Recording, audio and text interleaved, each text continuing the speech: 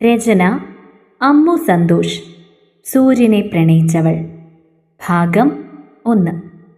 മനോജ് സാറേ, നിങ്ങളുടെ മകൻ ഒരു പെൺകുട്ടിയെ പാലത്തിന്റെ മുകളിൽ നിന്ന് തള്ളിയിട്ട് കൊന്നു.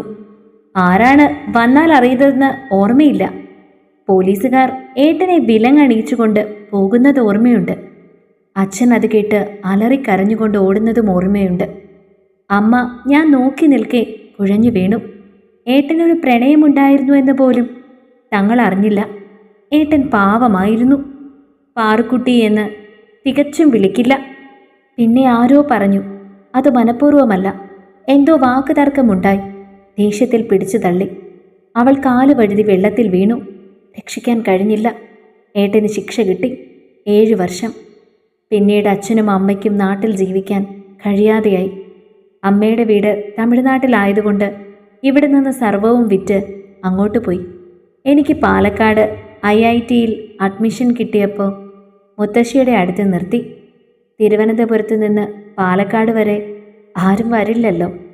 ഈ വർഷം കോഴ്സ് തീരുന്നതോടെ തിരിച്ച് തമിഴ്നാട്ടിലേക്ക് പോവും. ഇവിടെ എത്ര ഒളിച്ചാലും അടുത്ത വർഷം ഏട്ടൻ ജയിലിൽ നിന്ന് ഇറങ്ങുമ്പോൾ ആൾക്കാരെല്ലാം അറിയും. സത്യത്തിൽ പേടിയാവുന്നു. ഗൗരി ഒരു വിങ്ങലോടെ തൻ്റെ കഥ പറയുകയായിരുന്നു. ഏറ്റവും അടുത്ത സുഹൃത്തായിട്ട് കൂടി നന്ദനയ്ക്ക് ഈ അറിവുകളൊക്കെ പുതിയതായിരുന്നു. നന്ദന അവളുടെ കൈകൾ സ്വന്തം കൈകളിലെടുത്തു. നിനക്കെന്നോട് വെറുപ്പുണ്ടോ നന്ദു? നന്ദന അവളെ ചേർത്ത് പിടിച്ചു. എന്തിന്? എല്ലാം നീ പറഞ്ഞല്ലോ. അല്ലെങ്കിൽ തന്നെ നീ എന്ത് ചെയ്തു? എൻ്റെ ഏട്ടനും ഒരു തെറ്റും ചെയ്തിട്ടില്ല നന്ദു. പക്ഷേ അതീ ഭൂമിയിൽ ഞാൻ മാത്രമേ വിശ്വസിക്കുന്നുള്ളൂ. എൻ്റെ അച്ഛനും അമ്മയും ഏട്ടനെ കാണാൻ പോയിട്ടില്ല. എന്നെ അനുവദിച്ചിട്ടില്ല. അവരെന്താ ഏട്ടനെ വിശ്വസിക്കാത്തത്? മനുഷ്യർക്ക് മനസ്സിലാവില്ലേ ആൾക്കാരെ? ഒരാൾ എന്തൊക്കെ ചെയ്യും ചെയ്യില്ല എന്നൊക്കെ. നന്ദനെ അവളുടെ മുഖം കൈകൾ കൊണ്ട് ചേർത്ത് പിടിച്ചു. നിന്റെ ഏട്ടനെ ഞാൻ വിശ്വസിക്കുന്നു. പോരെ, നിന്റെ ഒപ്പം ഞാനും ഉണ്ട്. Thanks D. ഗൗരി പുഞ്ചിരിച്ചു. ഒരു മഴ പെയ്തു തോർന്ന പ്രതീതി. അവർ കോളേജിൻ്റെ ഗ്രൗണ്ടിൻ്റെ കൽപ്പടവുകളിലായിരുന്നു. ഗ്രൗണ്ടിൽ കുട്ടികൾ കളിക്കുന്നുണ്ടായിരുന്നു. ഹലോ. അവർ തിരിഞ്ഞു നോക്കിയപ്പോൾ അവൻ തന്നെ, അഖിൽ പരമേശ്വരൻ, പ്രിൻസിപ്പളിൻ്റെ മകൻ. ഗൗരി വിളർച്ചയോടെ നന്ദനയെ നോക്കി. നന്ദനെ ഒരു കള്ളച്ചിരി കടിച്ചു പിടിച്ചു. ഡോ, കഷ്ടമുണ്ട് കേട്ടോ. വർഷം 2-3ആയി ഞാനിങ്ങനെ പിന്നാലെ. താൻ ഇത്രയും മനസാക്ഷി കരുണയൊക്കെ ഇല്ലാത്തവളായി പോയല്ലോ. എന്നെ നോക്ക്, എന്ത് വെളുത്തിരുന്ന ഞാനാ തൻ്റെ പിന്നാലെ നടന്ന് ക്ഷീണിച്ച് കറുത്ത്. ഗൗരിക്ക് ചിരി പൊട്ടി. ഒരു നോ പറഞ്ഞാൽ ഇതേത് ദിവസവും പോലെ കടന്നുപോകും. പക്ഷേ നിങ്ങളുടെ യെസ് നാളെ ചരിത്രമാകും. ട്രാഫിക് മൂവി കണ്ടിട്ടില്ലേ? അതുപോലെ ഒരു യെസ് പറയടൂ. എനിക്ക് തന്നെ കെട്ടാനാ. ഗൗരവം വിട്ട് ഗൗരി ചിരിച്ചുപോയി. പിന്നെ ഓർത്തു, എല്ലാം അറിയുമ്പോൾ ഇയാൾ തയ്യാറാവുമോ? ഒരിക്കലുമില്ല. ഇന്നറിയാത്തവർ പോലും എല്ലാം അറിയും. ഇനിയുമുണ്ട് 6 മാസങ്ങൾ. ഒരു തീരുമാനം പറയൂട്ടി. ഗൗരിയുടെ കണ്ണുകൾ സ്വയം അറിയാതെ നിറഞ്ഞു. നിറഞ്ഞ കണ്ണുകളോടെ അവൾ അവനെ നോക്കി. ദേ കരയുന്നു. സോറി കരയണ്ട. കോഴ്സ് കഴിഞ്ഞ് പറഞ്ഞാലും മതി, ഞാൻ വെയിറ്റ് ചെയ്യാം. നന്ദന അവളെ ചേർത്ത് പിടിച്ചെഴുന്നേറ്റു. ഞങ്ങൾ പോട്ടെ അഖിൽ, ബസ്സിന് സമയമായി. അഖിൽ മെല്ലെ തലയാട്ടി. അവർ അവനെയും കടന്നുപോയി. അത് കണ്ടുകൊണ്ട് ദൂരെ പോസ്റ്റിൽ ചാരി നിന്ന ആളിൻ്റെ കണ്ണുകളിൽ തീയാളി.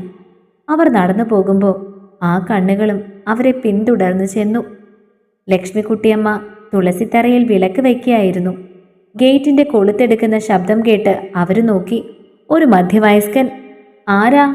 അവരുറക്കെ ചോദിച്ചു. ഞാൻ കുറച്ച് ദൂരെ നിന്നാ, കൊച്ചിയിൽ നിന്ന്. എന്താ കാര്യം? ഈ സന്ധ്യയ്ക്കാണോ വരുന്നത്? അയ്യോ, നേരത്തെ ഇറങ്ങിയതാ. ബസ് ബ്രേക്ക് ഡൗൺ ആയി, അതാണ്. ശരി, കയറിയിരിക്ക്. അയാൾ പൂമുഖത്തേക്ക് കയറി. വളരെ ചെറിയ ഒരു ഓടിട്ട വീടായിരുന്നു അത്. ഒരു വശം പൊട്ടിയ ചെറിയ സ്റ്റൂൾ മാത്രമേ തിണ്ണയിൽ കിടപ്പുണ്ടായിരുന്നുള്ളൂ. അതിലിരിക്കാൻ മടിച്ചിട്ട് അയാൾ പൂമുഖത്തെ അരമതിലിരുന്നു. കുടിക്കാൻ എന്താ വേണ്ടത്? ഇത്തിരി ചൂടുവെള്ളമുണ്ടെങ്കിൽ. അവർ അകത്തുപോയി വെള്ളവുമായി വന്നു. ഇനി പറയൂ, എന്താ കാര്യം? ഒരു കല്യാണത്തിൻ്റെ ആലോചനയായി വന്നതാ ഇവിടുത്തെ കുട്ടിക്ക്. ആർക്ക്? ഗൗരിക്കോ? അതെ, അവൾ പഠിക്കുകയാണ്. ഇപ്പം കല്യാണം കഴിപ്പിക്കുന്നില്ല. അവരറുത്തു മുറിച്ചു. പുറത്തെ സംസാരം കേട്ടാണ് ഗൗരി പൂമുഖത്തേക്ക് വന്നത്. ഇതാണോ ഗൗരി? അത് കൊള്ളാം. ഗൗരി ആരാണെന്നറിയാതെയാണോ ആലോചന? അയ്യോ, എനിക്ക് ഗൗരിയെ അറിയില്ല. പക്ഷേ സഞ്ജയ് സാറിനറിയാം, കണ്ടിട്ടുണ്ട്. സാറ് പഠിച്ചത് ഈ നഗരത്തിലാ. ഇപ്പൊ ACP ആയി കൊച്ചിയിൽ ചാർജ് എടുത്തതേ ഉള്ളൂ. പോലീസ് എന്ന് കേട്ടതും ഗൗരിയും മുത്തശ്ശിയും ഒന്ന് വിളറി. അവൾക്കിപ്പോ കല്യാണം നോക്കുന്നില്ല. പഠനം കഴിഞ്ഞ് ഹയർ സ്റ്റഡീസ് ഒക്കെയാണ് ചിന്ത. നിങ്ങളെക്കുറിച്ച് എല്ലാം അറിയുന്ന ആളാ സഞ്ജയ് സാറ്. ഗൗരിയുടെ ഏട്ടൻ വിവേകിന്റെ കോളേജിൽ പഠിച്ചതാ. അമ്മയും അച്ഛനും അമേരിക്കയിൽ ഡോക്ടർമാരായിരുന്നു. അച്ഛൻ 2 വർഷം മുന്നേ മരിച്ചുപോയി. അമ്മ അവിടെ തന്നെ. ഇത്രയും വലിയ കുടുംബത്തിലേക്ക് വിടാനുള്ള ആസ്തിയൊന്നും ഞങ്ങൾക്കില്ല. പറയുന്നത് കൊണ്ട് ഒന്നും തോന്നരുത്, ഞങ്ങൾക്ക് താല്പര്യമില്ല. അയാൾ എഴുന്നേറ്റു. ഒന്നുകൂടെ ആലോചിച്ചിട്ട് മതി. കാരണം പയ്യൻ അത്രയ്ക്ക് പെൺകുട്ടിയെ ഇഷ്ടമായിരിക്കണു. അയാൾ എഴുന്നേറ്റു. ഞാൻ ഇറങ്ങട്ടെ, ഇതാണ് എൻ്റെ നമ്പർ, വിളിക്കണം. അയാൾ തൻ്റെ കാർഡ് കൊടുത്തു. അയാൾ നടന്നു മറയുന്നതുവരെ അവർ നോക്കി നിന്നു. മുത്തശ്ശി അകത്തേക്ക് പോയപ്പോഴും ഗൗരി അതേ നിൽപ്പ് തുടർന്നു. ആരാണ് സഞ്ജയ്? താൻ അറിയാതെ തന്നെ സ്നേഹിക്കുന്ന ആള്. അയാളോട് ആലോചന വേണ്ടെന്ന് പറഞ്ഞെങ്കിലും വൈകുന്നേരം ഗൗരിയുടെ അച്ഛനും അമ്മയും വിളിച്ചപ്പോൾ മുത്തശ്ശി എല്ലാം വിശദമായി പറഞ്ഞു. അവർക്കും അതേ അഭിപ്രായമായിരുന്നു. വേണ്ട, ഉടനെ വേണ്ട. പക്ഷെ നമ്മൾ തീരുമാനിക്കുന്നതല്ലല്ലോ നടക്കുക. ഗൗരിയുടെ വിധിയൊക്കെ എന്നേ എഴുതി വെച്ച് കഴിഞ്ഞു. തുടരും. അടുത്ത ഭാഗങ്ങൾക്ക് വേണ്ടി ഈ ചാനൽ ഒന്ന് സബ്സ്ക്രൈബ് ചെയ്യാൻ മറക്കല്ലേ.